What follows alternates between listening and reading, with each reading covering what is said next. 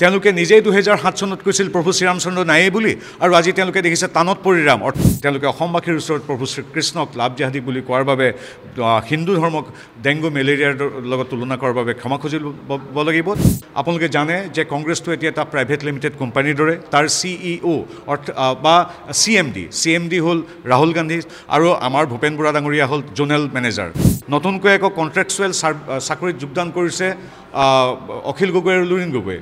আমি দেখিছোঁ যে প্ৰথম আৰু দ্বিতীয় পৰ্যায়ত অসমত ভোটদানৰ হাৰ খুবেই সন্তোষজনক।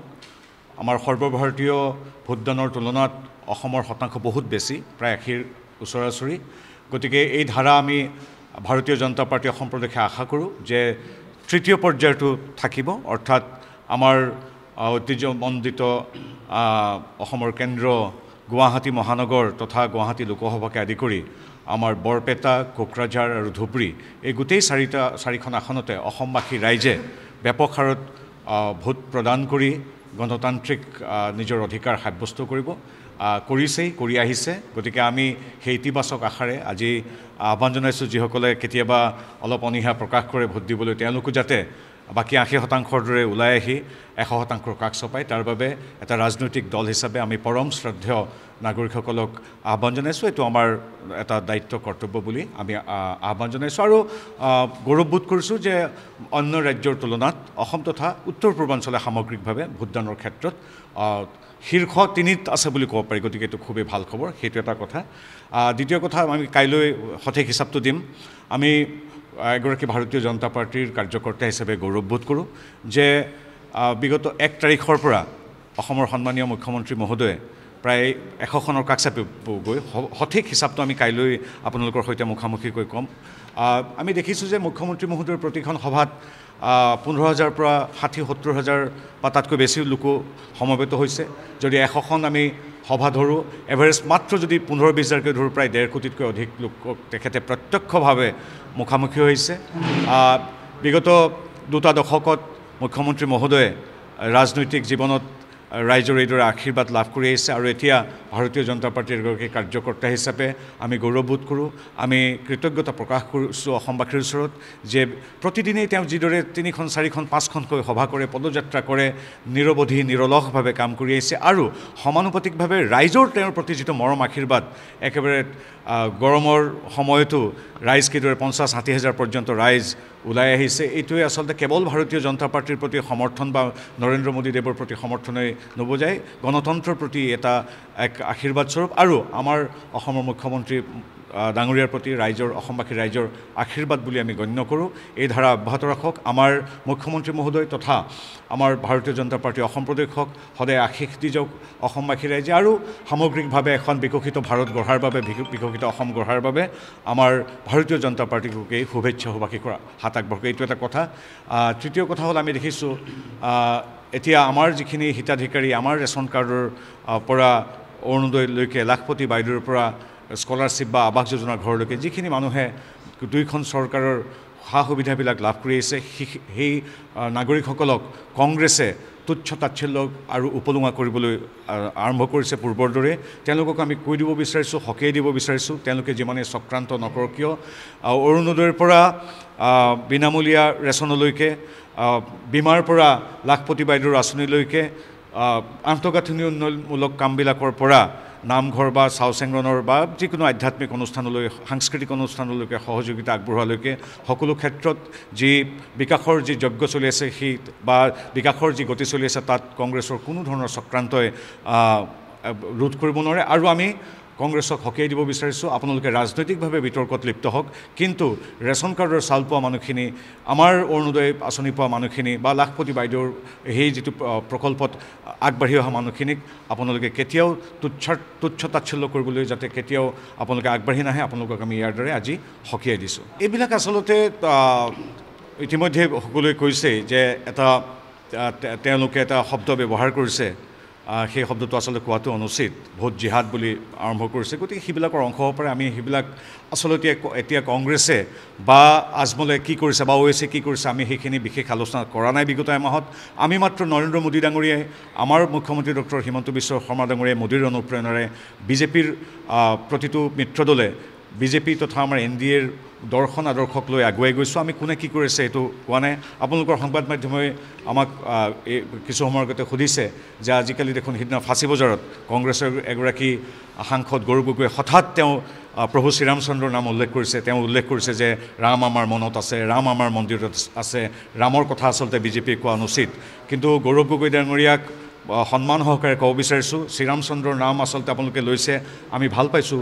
সনাতন সংস্কৃতিত বিশ্বাসী বা ভাৰতৰ প্ৰত্যেকগৰাকী নাগৰিকে যি ধৰ্মৰ নহওক কিয় প্ৰভু শ্ৰীৰামচন্দ্ৰৰ নাম লোৱাটো আমি বিচাৰোঁ। যি উপাসনা পদ্ধতিয়ে বিশ্বাস নকৰক কিয়, কিন্তু হঠাৎ পেট্ৰিয়ট হৈ গৌৰৱ গগৈয়ে হঠাতে নামাজৰ নিখুঁত ভংগীমাৰ পৰা সেই শ্ৰীৰামচন্দ্ৰৰ নাম লোৱাটোত আমি ভাল পাইছোঁ। বিৰোধী দলত থাকিলেও প্ৰভু শ্ৰীৰামচন্দ্ৰক তেওঁলোকে লাহে লাহে দৰে ভক্তি কৰিবলৈ শিকক। কিন্তু তেখেতক সোঁৱৰাই দিব বিচাৰিছোঁ, 2007 চনত কংগ্ৰেছে ছুপ্ৰিম কোৰ্টত তেওঁলোকে কৈছিল যে প্ৰভু শ্ৰীৰামচন্দ্ৰৰ কোনো অৱস্থিতি আছে বুলি প্ৰামাণিক তথ্য নাই।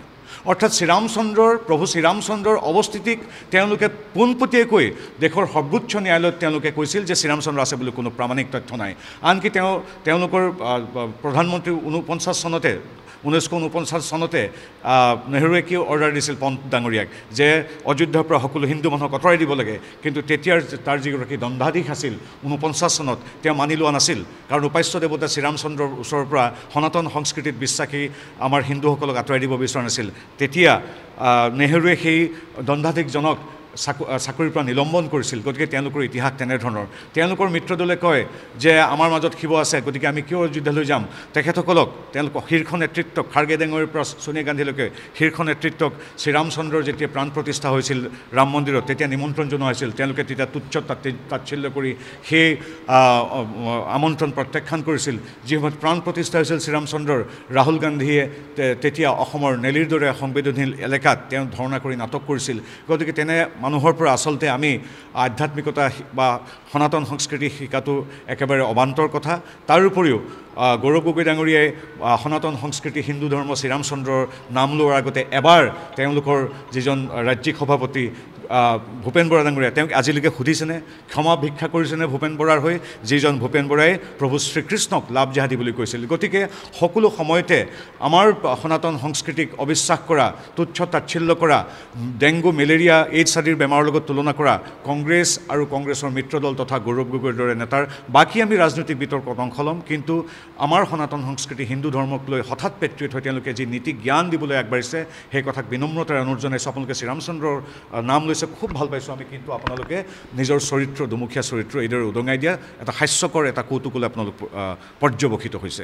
সকলোৰে অধিকাৰ আছে, অসমখন ভাৰতখন সকলোৰে, সকলো যাব পাৰে, কিন্তু তেওঁলোকে যিটো দুমুখীয়া চৰিত্ৰটো ত্যাগ কৰিব লাগিব। তেওঁলোকে নিজেই 2007 চনত কৈছিল প্ৰভু শ্ৰীৰামচন্দ্ৰ নায়েই বুলি, আৰু আজি তেওঁলোকে দেখিছে টানত পৰি ৰাম। অৰ্থাৎ দেখিছে যে সমগ্ৰ ভাৰতখন সনাতন সংস্কৃতিৰ আধ্যাত্মিকতাত, শ্ৰীৰামচন্দ্ৰৰ আধ্যাত্মিকতাত বিধৌত হৈ আছে।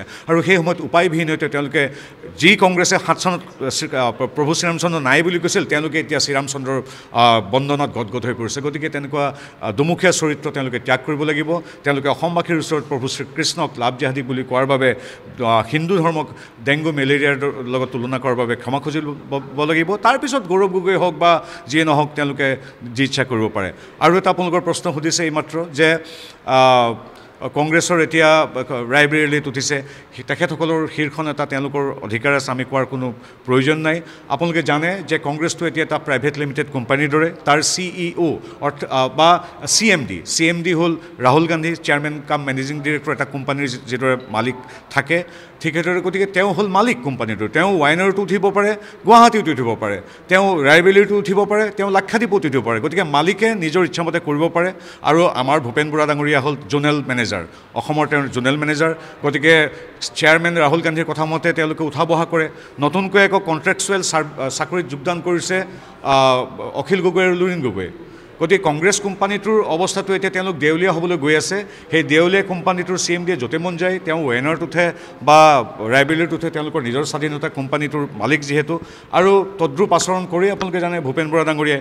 আৰু নতুন কণ্ট্ৰেকচুৱেল যিকেইগৰাকী চাকৰিয়াল আছে কংগ্ৰেছৰ কণ্ট্ৰেকচুৱেল চাকৰিয়াল অখিল গগৈ আৰু লুইন গগৈকতো আমি চৰে দেখিছোঁৱেই তেওঁলোকে জয় অসম বুলি কয় তাৰপিছত তেওঁলোকে 855 জন শ্বহীদক গুলিয়াই হত্যা কৰা কংগ্ৰেছৰ ওচৰত ভৃত্যৰ দৰে আচৰণ কৰে তেওঁলোকৰ চৰিত্ৰ উন্মোচিত হৈছে এই নিৰ্বাচনত গতিকে এই নিৰ্বাচনতে বহু কথাই আমাক শিকাই গৈছে কিদৰে জয় অসম বুলি কৈ জাতীয়তাবাদৰ পোছাক পিন্ধা অখিল গগৈ লুইন গগৈ আজি 855 জন শ্বহীদক গুলিয়াই হত্যা কৰা কংগ্ৰেছৰ ভৃত্য হ'ব পাৰে উপায় নাই তেওঁলোকে এতিয়া কণ্ট্ৰেকচুৱেল চাকৰিৰ বাবে আবেদন কৰিছে ডিব্ৰুগড়ত লুইন গগৈ কংগ্ৰেছৰ হৈ কণ্ট্ৰেকচুৱেল গতিকে এতিয়া তেওঁলোকৰ ফলাফল ইতিমধ্যে ৰাইজে বেলট বক্সত দিছে গতিকে আমি ফলাফলৰ অপেক্ষাত আমি জানো যে প্ৰথম পৰ্যায়ৰ 10খন আসনত যিদৰে অসমবাসী ৰাইজে আমাক আশীৰ্বাদ দিছে 10খনৰ ভিতৰত 10খনে নিশ্চিত বুলি বিভিন্ন পোল আৰু আমাৰ নিজস্ব পৰ্যবেক্ষণত প্ৰকাশ পাইছে আমি আশাবাদী পৰৱৰ্তী 4খনতো আমি জয়লাভ কৰিম 3খনতো আমাৰ বিজয় অৱধাৰিত আছিল এতিয়া কিন্তু চতুৰ্থখন যিখন ধুবুৰী তাতো আমাৰ মিত্ৰ দলৰ প্ৰাৰ্থী এতিয়া মূল প্ৰতিদ্বন্দ্বিতালৈ আহিছে আমি ইতিবাচক এটা